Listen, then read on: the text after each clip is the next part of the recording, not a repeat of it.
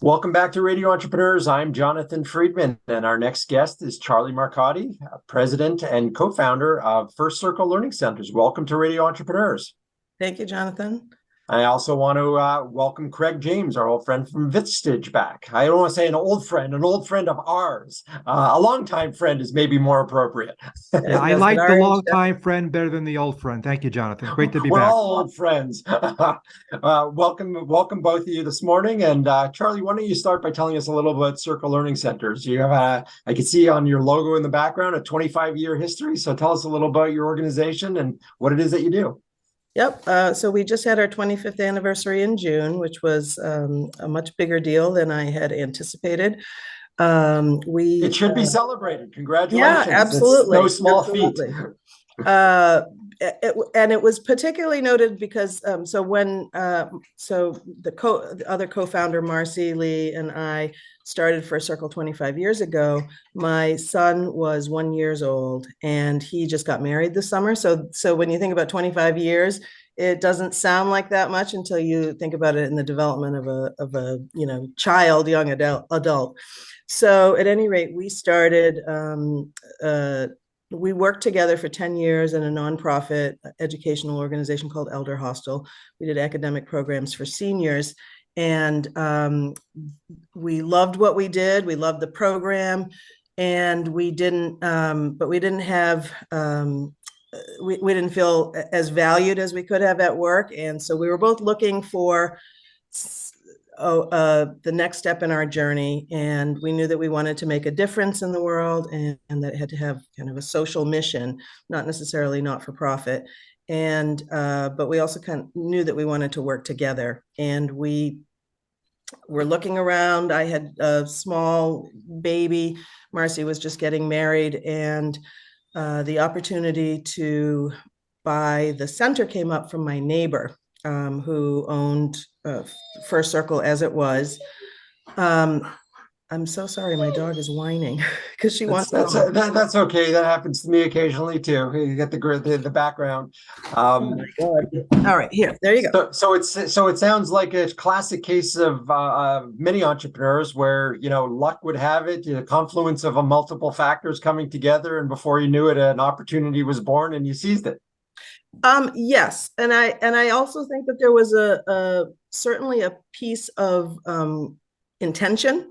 I used to, so my son was in a childcare center up the street, and I would drive every day from my kind of miserable job to pick him up, and I would think, okay, universe, I'm ready for this opportunity. I know that it needs to have flexibility, it needs to have social value, it needs to be close to home. And then it manifested a couple of months later. So I do think that there's a component to that.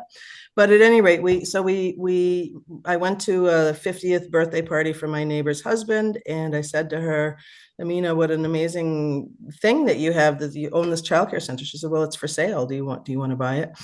And I was like, oh, that's ridiculous. What do I know about that? But then the more I thought about it, and then I pitched it to Marcy, and we had done academic programs together, educational academic programs together for 10 years. And we thought, okay, this is the other end of the age spectrum. Let's do this. So we did. And we ran the one school in Lexington for 20 years. And then our kids got to college. We both had two children who went through the program and then came back as employees.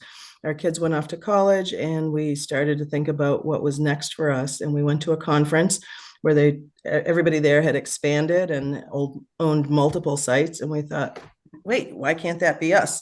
So that's what we did. And within 5 years, we had acquired 2 more centers, with a fourth that we were supposed to close on a week after the pandemic started. So we walked away from that deal. But and the ultimate goal is 5 to 7 centers.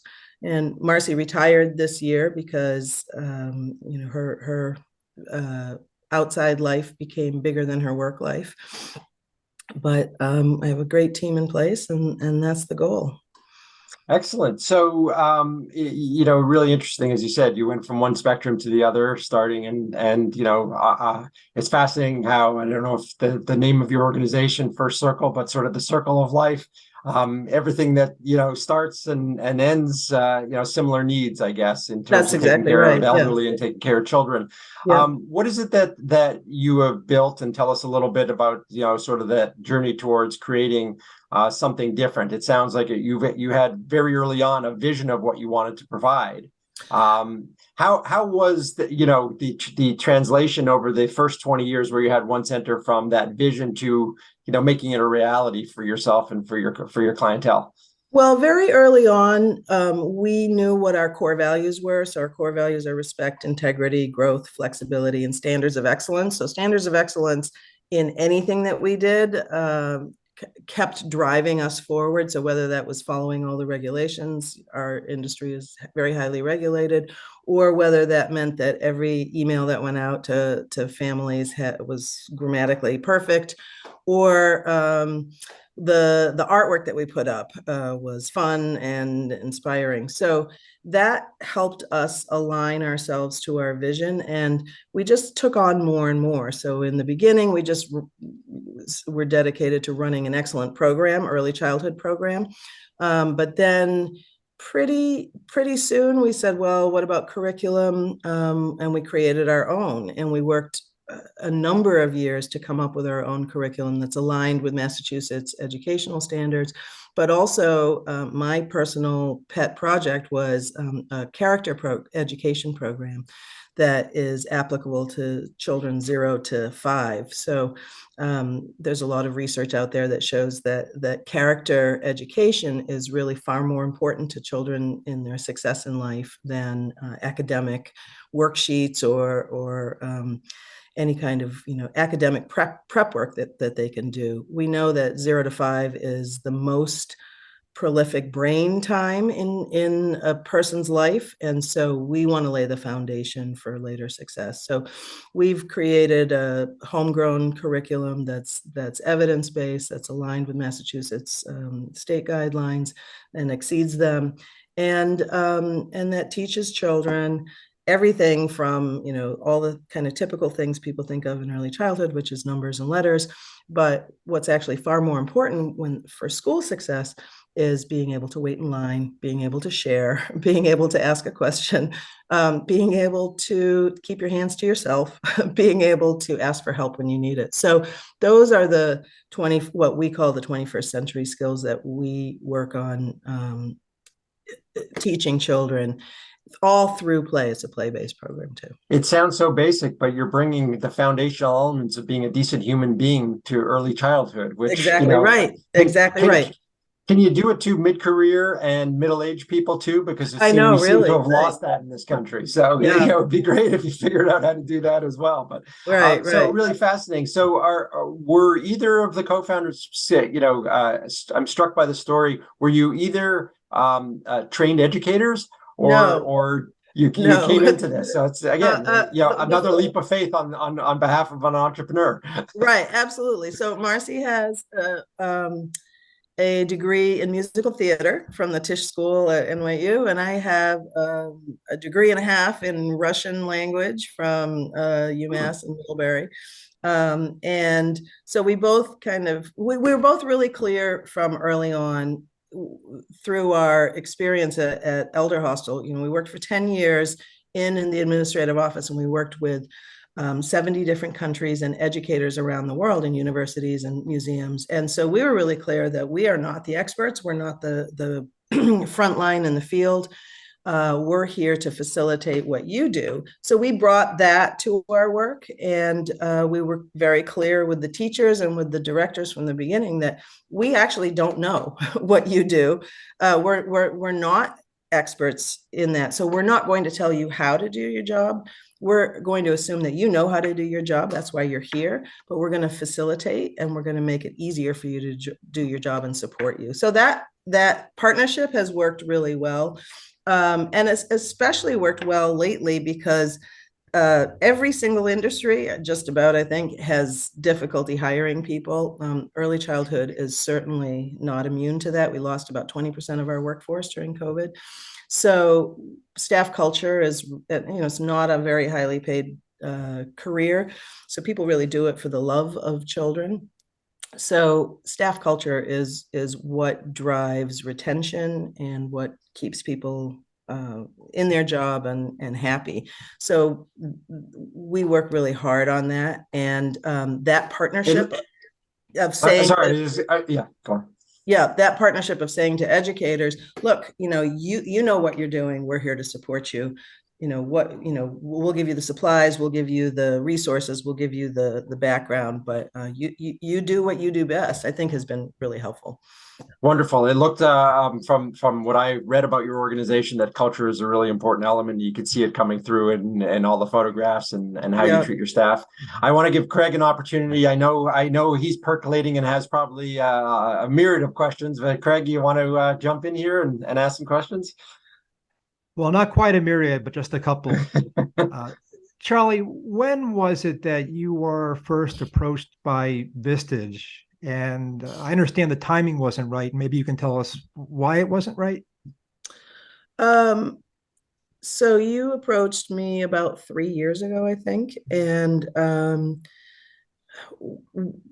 I've, as an entrepreneur, I'm a visionary, so I've always had a lot of irons in the fire, and I've been doing this for 25 years, and I still have a project list that just keeps growing. And just as soon as we do something over, we find ways to make it even better. So it wasn't just that I was busy. I think that it had to do with also the fact that I was in a partnership, and I was cognizant of not wanting to rock that boat and make it uncomfortable for my partner who wasn't going to participate.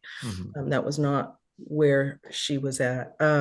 So I think when you kept trying, you were patient, you kept circling back, no pressure, but you kept circling back. And then we eventually ended up speaking. And then I think it was when I was really on my own that I felt like, okay, now I can really make the decisions about what I want to do, versus what I think a partnership might work for the partnership, if that makes sense.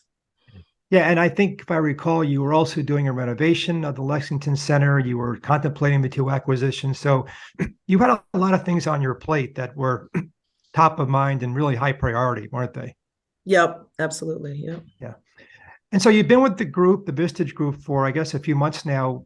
Maybe you can share with the listeners what your experience has been, and maybe if there's a specific issue that you've worked on, without revealing too much, that you can share with the group, with the audience. Yeah. So I joined in June. That was my first meeting. And I have to say, I thought that I would like it. And I'm actually amazed at how much I love it. It's how much it's really resonated for me.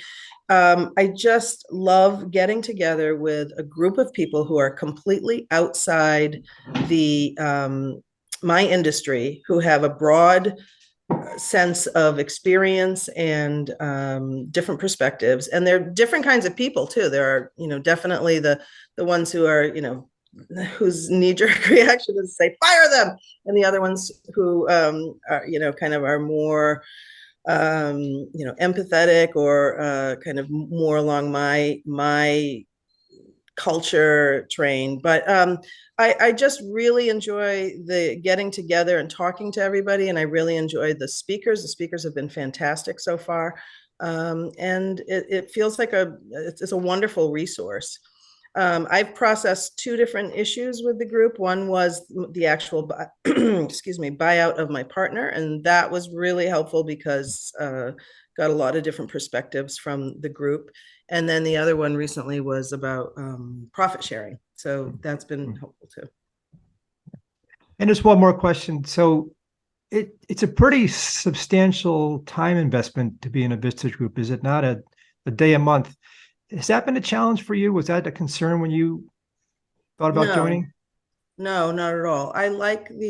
So I belong to some other networking groups, and they have quarterly conferences. So I go and spend 3 days with my colleagues in the field.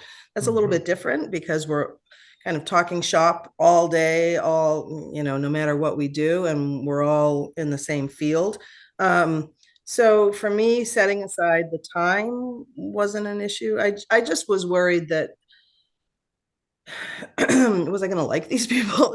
They're completely different backgrounds, completely different experiences. Were they going to be somebody that I felt aligned with in terms of goals and objectives and experience? And that has absolutely been the case. That it's been a wonderful synergy.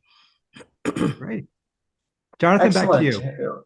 Excellent. Well, Charlie, it really sounds like you've had a fascinating not only journey, but an entrepreneurial journey as well. And I commend you on that. And I'd love in another future segment to talk more about it, because it sounds like you've really being a visionary, and I know sometimes transitions to needing to be more of an operational person, and then a transition in the business. So I think you've probably had some wonderful lessons along the way. I guess maybe one capstone question that I would ask is, if I asked you about the three things that were more challenging than you had thought they would be along this journey, what comes to mind in terms of things that you thought, well, that wouldn't be a big deal, and then as you got into it, like, wow, I mean, you've expanded your business, you've obviously been dealing, I presume, with banks, all of that Yes. type of stuff. So just wondering, we're all about imparting upon other entrepreneurs words of wisdom. I mean, so the bank part was actually the easy part. There turns out there's a lot of different organizations out there who want to give money to people with passion and a vision.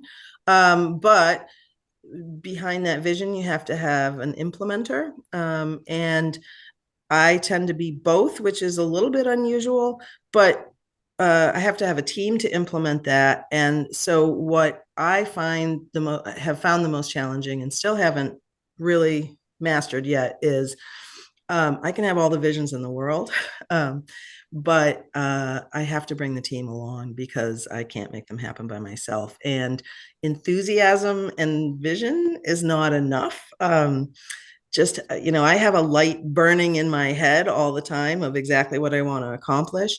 And I have to be reminded by my team repeatedly, like, that's great that you've told us that, but it can't just live in your head. You have to kind of give us charts and graphs and break it down, because we're dealing with the day-to-day operations. And so your vision can only happen if we are involved with it on a daily basis. So that's, to me, the biggest challenge as an entrepreneur is making sure that the team is aligned with the vision, that they buy into the vision, because if they don't buy in, you got nothing. And that they're incentivized along the way, right? And that doesn't just necessarily have to be money. People are incentivized by all different kinds of things. I'm still working that out. Like I always say, one of the biggest challenges of being a leader is understanding that each individual in your organization is just that, an individual, and what motivates one might not motivate another. So, it's really the need. And I imagine it's the same with the children. Every child is different. So you got to tap into what's going to make them jump up for joy. Charlie Marcotty, First Circle Learning Centers, it's been a real pleasure having you on Radio Entrepreneurs. If people want to learn more about your organization, more about your centers, become a client, what's the best way for them to reach out and connect with you? I would go on the website, www.firstcirclelearning.com, and there's contact us landing page, and happy to talk to anybody about anything. Excellent. It's been a real pleasure having you on Radio Entrepreneurs, and we look forward to a future segment. And Craig James, Vistage, always a pleasure to have you on Radio Entrepreneurs as well. And thank you for bringing Charlie to our attention. Thank you so much, Jonathan. My pleasure, Jonathan. Pleasure. Wishing everyone a happy holiday season. And thanks again so much. Have a great rest of your day. And we'll be right back with another segment on Radio Entrepreneurs.